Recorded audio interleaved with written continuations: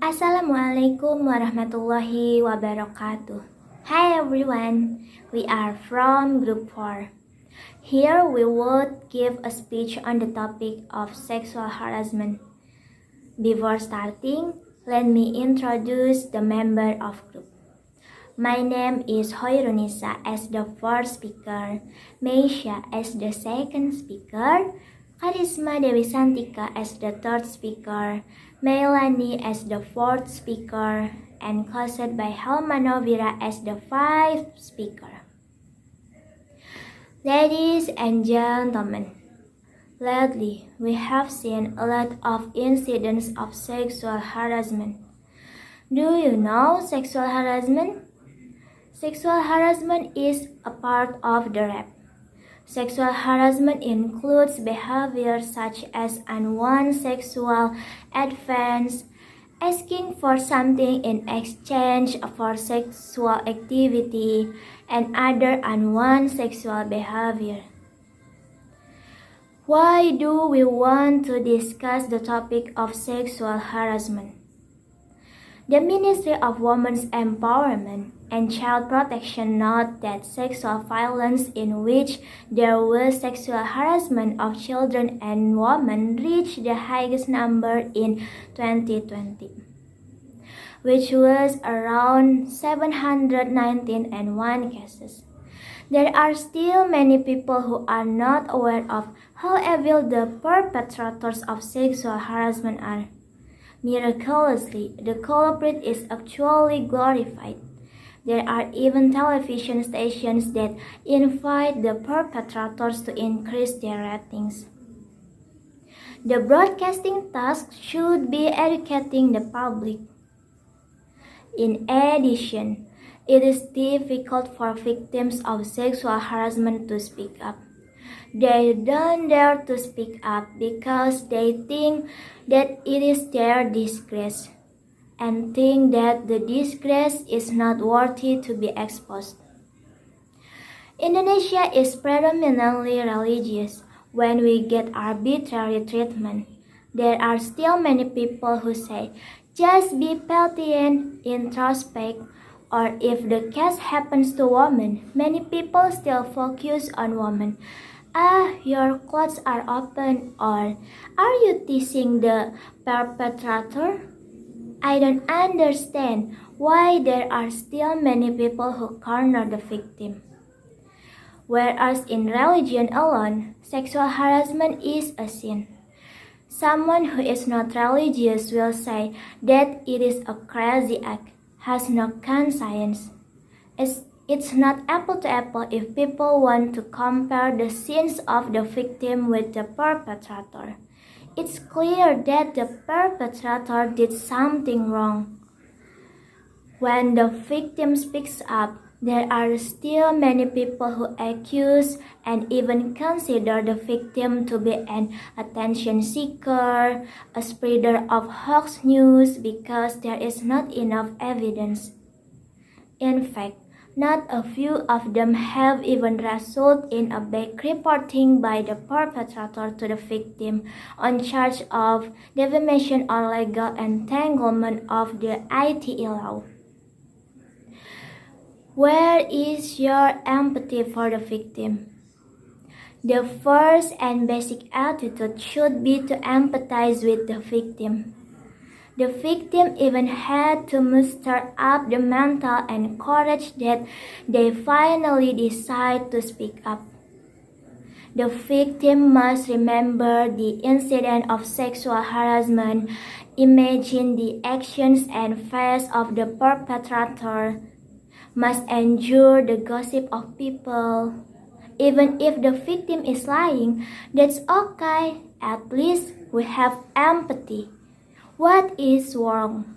Empathy will never be infinite even though the reality is different from what we think.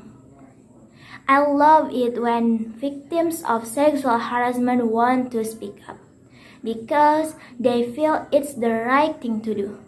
They use their voting rights to get chastised, and the way they speak up is also to justify our society and to build people to be more aware of the incidents of sexual harassment. My name is Meisya. My student number is 222-32000083. I will continue the material about sexual harassment. In fact, the law in Indonesia is still very weak against perpetrators of sexual harassment. When the victim report to the authorities, they are often asked, "Did you enjoy it?" This is so stupid. If the victim enjoyed it, how can she or he be scared, traumatized, and report it to the police? The funny thing is, recently there was news of sexual harassment, and the victim had spoken up and asked the perpetrator to be fired from his job. The chairman of the company is waiting for the perpetrator to confess. Crazy people. Or the perpetrator who want to confess voluntarily. Prison fool, right? In addition, the weak support for victims also affect the law. Sometimes it is the lack of witnesses and victim evidence that makes the victim loss incurred. In the end, the perpetrator was not imprisoned and the victim could only surrender. Female National Commissioner Nur Herawati said that cases of sexual violence were so widespread that it indicated that legal handling for acts of sexual harassment was still very weak, especially in our country, Indonesia. Law enforcement officials do not seem to understand the victim's situation. In fact, this can be seen clearly from the process of the inspection report, which has not been completed. Law enforcement on cases of sexual harassment is very weak. It even entangles the victim. The legal substance is from criminal material to procedural law that hinders victims' access to justice to the structure of law enforcement officers who do not understand the situation and condition of the victim, she said. In various cases of sexual violence, most of the victims didn't get a case resolution. The case actually resolved by the perpetrator paying a sum of money to the victim, the perpetrator marrying the victim, or the perpetrator making a peace agreement with the victim. Not to mention the assumption that some Indonesians still have a low mindset by blaming the victim. Usually women are often considered because of crime.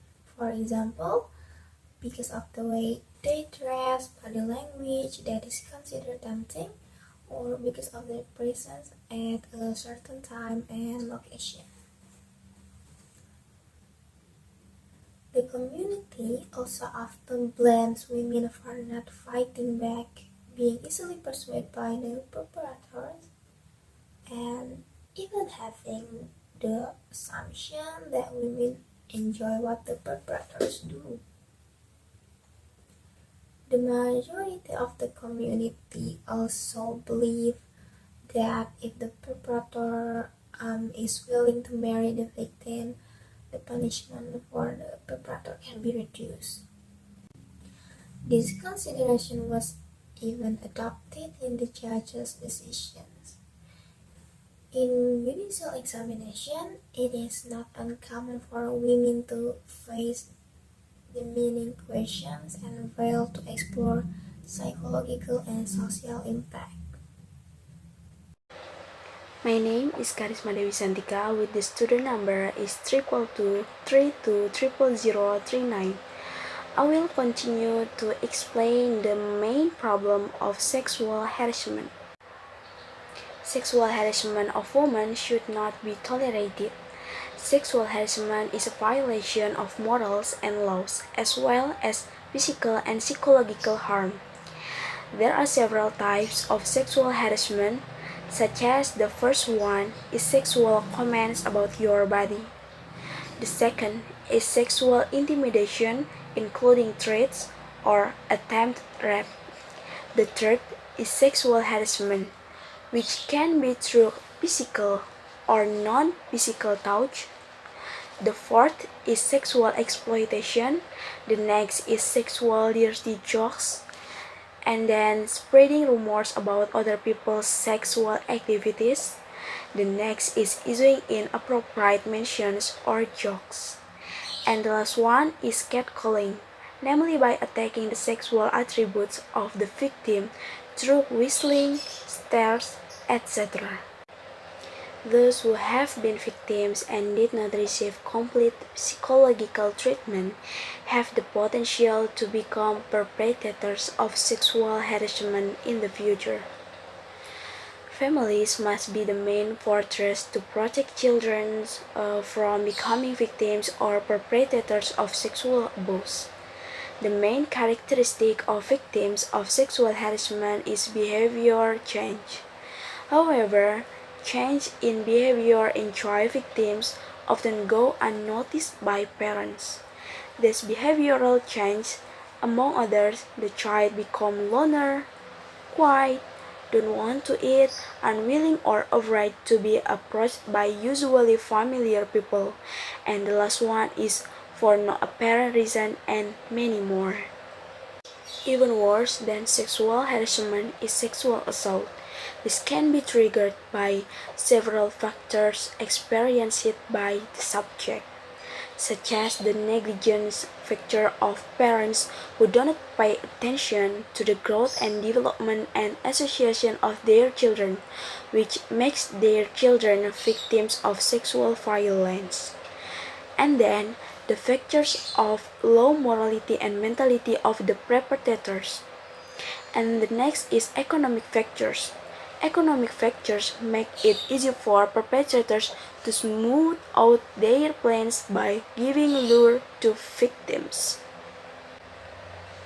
The other factors that cause sexual violence are as follows, such as the threat of punishment is relatively light and the law enforcement system is weak, requiring very high costs and mental sacrifices that tend to make victims avoid legal proceedings. Complicated and convoluted legal process, often inhuman handling of cases of sexual violence, have drawn for years and allowed the victims to grow without proper psychological intervention. And then, weak security and a safety system that do not protect children and women, along with the waning of education in character values and character of Indonesian children. Next is lifestyle and economic difficulties that require parents to be extraordinarily busy, and the last is public perception about reproductive health education and self-protection efforts tends to be rejected. Sexual violence can harm victims. Victims tend to experience deep trauma, stress, and can contract sexually transmitted diseases and bodily injuries such as bleeding, and victims of sexual violence and abuse are often excluded from social life. Based on the losses received by the victims, we must build bonds to stop sexual violence and harassment against children and women. My name is Meilani Luthfiyyah and my student number is 222320045. Sexual harassment can happen to anyone, regardless of whether they are male or female, their religion, how to dress, and so on. Sexual harassment can happen to anywhere, even in places that are considered safe and quiet, such as school or place of worship. Therefore, the audience must understanding the scope of work and surrounding the condition well. In addition, one of the environments where sexual harassment often occurs is in educational institutions and even in the workplace. Now, realizing that there are many cases of sexual harassment, especially in school, university, and the workplace, here are some tips that can be applied to prevent cases of sexual harassment in educational institution and the workplace. The first thing we can do, we can establish a framework environment or education for the perpetrators. The solution can be in the form of forming an environment around us is to able to take firm action against the perpetrators of sexual harassment. By creating a framework or education environment, you can suppress or minimize or even eliminate opportunity for sexual harassment perpetrators to take action. The application of strict sanction will give a cause of misgiving against the perpetrators. Finally, they will think again about committing acts of sexual harassment in the workplace. Example are composing sanction on dismissal without respect or without severance pay, and for students who act as perpetrators will be given a sanction suspension for a week. The second can be by increasing a moral value in the work or education environment. In this way, everyone can be responsible and know the norms and good manners toward others, and so that they can maintain self-respect to themselves and to others. Third, never provoke sexual harassment. For example, don't dressing too openly and deliberately teasing other people first. Perpetrators of sexual harassment will very much accept such an opportunity to carry out their action. And last, take care of yourself wherever you are. Bring some pepper spray or whatever as a self-defense. Is it possible the perpetrators of sexual harassment will act in the midst of crowded things or in the places that are very usually visited by many people? However, if you have become a victim of sexual harassment, don't However, if you have become a victim of sexual harassment, don't be afraid to report it. We need firm action and punishment that can be make perpetrators of sexual harassment deterrent and stop taking their action in the future. Hello, my name is Helma Novira. My student number is 22232000009. From the discussion that has been conveyed by friend earlier, that sexual harassment is the abuse of the relationship between woman and man that harm one party because it is an act of humiliation or humiliations of person's dignity. Violence of a sexual nature, including behavior that is unwanted and has a sexual meaning, is referred to as rape.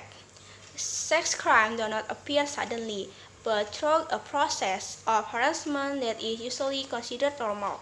Sexual harassment is often misunderstood, so that when someone does it, it is considered normal, and then people are surprised when the act culminates in a sex crime. In Indonesia, there are still many people who are not aware of how awful the perpetrators of a sexual harassment are. And even the perpetrators are glorified. There are even television stations that invite perpetrators of sexual harassment to increase their rating, which in fact is broadcasting's job to educate the public. In addition, many victims of sexual harassment are afraid to speak up. They do not dare to speak up because they think that if the victim speaks up, it is tantamount to spit out their own disgrace, and they are afraid that there uh, will be bad responses from the community. In fact, the law in Indonesia is still very weak against perpetrators of sexual harassment. Sometimes, law enforcement against sexual harassment cases is very weak. It even entangles the victim. Legal substance from criminal material to procedural law that hinder victims' access to justice to the structures of law enforcement officers who don't understand the situation and condition of the victim. And when sexual harassment cases occur, women are mostly blamed. Many think that women are the reason for sexual harassment, such as women cannot take care of themselves, dress tightly, have bad relationship, and many more. Why women are always blamed in this case. Therefore, uh, we are human beings, but women are men. We must be able to take care of ourselves. We must be able to choose good association. We must be able to restrain our lust, dress well, and stay away from all bad things. Use the media wisely, lest we get carried away by misleading sinful acts. Uh, that's all from us. Thank you.